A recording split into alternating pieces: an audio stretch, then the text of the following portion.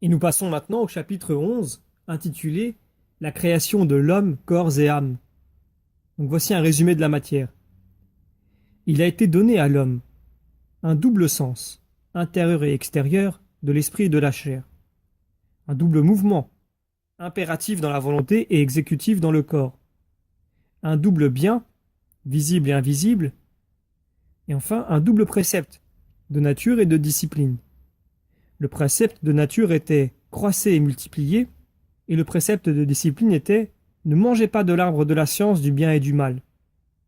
Selon quoi il a été donné à l'homme une aide quadruple. La science, la conscience, la syndérèse et la grâce qu'il possédait en suffisance pour demeurer dans le bien et par là avancer, et pour éviter le mal et éviter d'y tomber. Alors voici une explication. Le premier principe a fait ce mode sensible pour se manifester lui-même, c'est-à-dire que par ce monde, comme par un miroir et un vestige, l'homme doit remonter à Dieu créateur qu'il doit aimer et louer. Selon quoi il y a deux livres. L'un écrit intérieurement, qui est l'art et la sagesse éternelle de Dieu, l'autre écrit au dehors, le monde sensible. Donc, puisqu'il existait une créature douée de sens interne pour connaître le livre intérieur, c'était l'ange, et qu'il existait une autre créature douée du sens extérieur, c'était chaque animal. La perfection de l'univers demandait qu'il existât une créature douée de ce double sens pour connaître le livre écrit à l'intérieur et au dehors, c'est-à-dire la sagesse et son œuvre. Et parce que dans le Christ se trouvent réunis la sagesse éternelle et son œuvre en une seule personne, il est appelé le livre écrit au dedans et au dehors pour le salut du monde. Parce qu'à chaque sens correspond un mouvement, il a été donné à l'homme un double mouvement. Le premier selon l'impulsion de la raison dans l'esprit, le second selon l'impulsion de la sensibilité dans la chair. Il appartient au premier de commander, au second d'exécuter selon la rectitude de l'ordre. Quand le contraire arrive, alors la rectitude et le gouvernement de l'âme sont jetés hors de leurs conditions. Parce qu'à chaque mouvement et à chaque sens correspond une tendance vers un certain bien, un double bien a été proposé à l'homme. Le premier visible, le second invisible. Le premier temporel, le second éternel. Le premier charnel, le second spirituel. De ces biens, Dieu a donné l'un et promis l'autre pour que le premier soit possédé gratuitement et le second recherché par le mérite.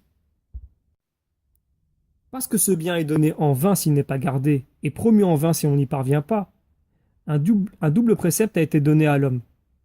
Le premier naturel pour garder le bien donné, le second disciplinaire pour gagner le bien promis, qui ne peut être mérité mieux que par la pure obéissance. L'obéissance est pure quand le précepte oblige par lui-même et non pour une autre raison. Un tel précepte est appelé précepte disciplinaire parce qu'il enseigne par lui-même combien est grande la puissance de l'obéissance qui, par son mérite, conduit au ciel et par son mépris, précipite en enfer. Ce précepte n'est pas donné à l'homme à cause du besoin qu'aurait Dieu de l'hommage de l'homme, mais pour indiquer le moyen de mériter la couronne par une pure et volontaire obéissance.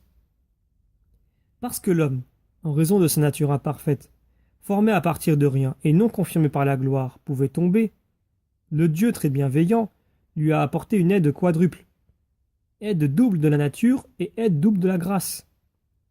Dieu a insufflé une double rectitude à cette nature.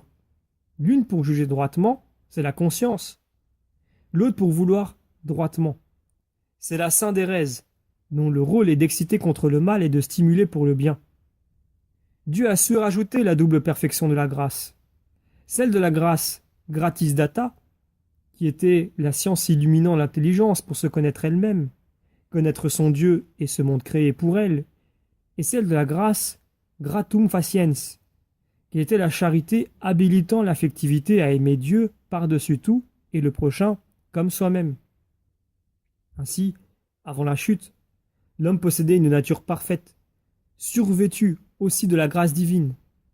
Par là, il résulte manifestement que si l'homme est tombé, ce ne fut que par sa faute, car il a méprisé l'obéissance.